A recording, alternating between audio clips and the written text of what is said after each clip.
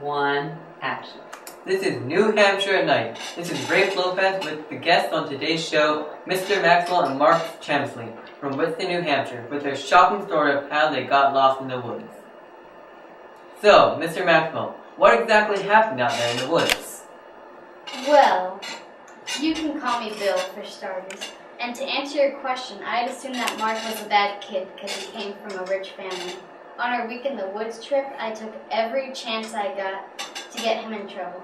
So I saw Mark with the knife that was really his friend's knife, Jason's. I told Mark that he was going home. I had him waiting in my truck as I went to the ranger. The ranger noticed that it was Jason's knife, so I went to the truck to shockingly find out that Mark was gone. I ran away from the truck because I didn't want to make it easy for Mr. Maxwell to send me home. If he was going to send me home, he was going to have to find me first. I went down the Barker Falls Trail, and partway down, I decided it would be best to go back to camp. I took a loop trail that would lead me back to camp. As I walked along the trail, I realized that I had overwalked the loop trail and had missed the main trail completely. I began to backtrack, but it became dark, so I set up camp. I found a good place against a rock and set up camp. I eventually dug out a fire pit because it got cold. As I slept, I woke up because I heard a sound, and it was Mr. Maxwell. Wow, that was really something. So another question we have is, how did it feel stuck in the woods all by yourself? It was a little scary thinking about the bears, but I was mostly fine. The worst part was the fact that I could be lost for a long time and maybe even die. I wish that I wasn't stupid taking a closed trail. Yup, the loop trail had been closed for 3 years because of erosion. And questions for you, Phil. Were you scared at all? Being an environmentalist, surprisingly, I really was scared.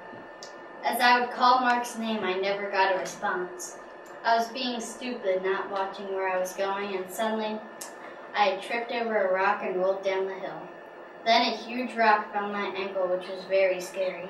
I used the fulcrum and lever method to get it off my ankle. Were there any bears?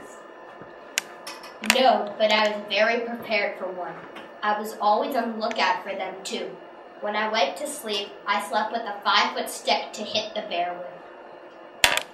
What trails did you take? I took the Barker Falls Trail and the loop trail that had been closed for a while. Did you encounter any dangerous moments? After I got the giant rock off my ankle, I was in danger because I needed to find Mark and get help because my ankle was broken. Thankfully, during the night, I saw smoke from the fire and got to him. He gave me food and water and treated my injury. How did it all end? Mr. Maxwell said he was hurt, so I helped him. I also gave him food and water. He told me he was very sorry he misjudged me. We then walked back to camp and we were treated with a pancake breakfast. When we got back to the school, Jason gave me his knife and Mr. Maxwell and I were happy to be home. So that is some story that you guys have. Well, we are out of time for today. Tune in next time for another day of New Hampshire at Night.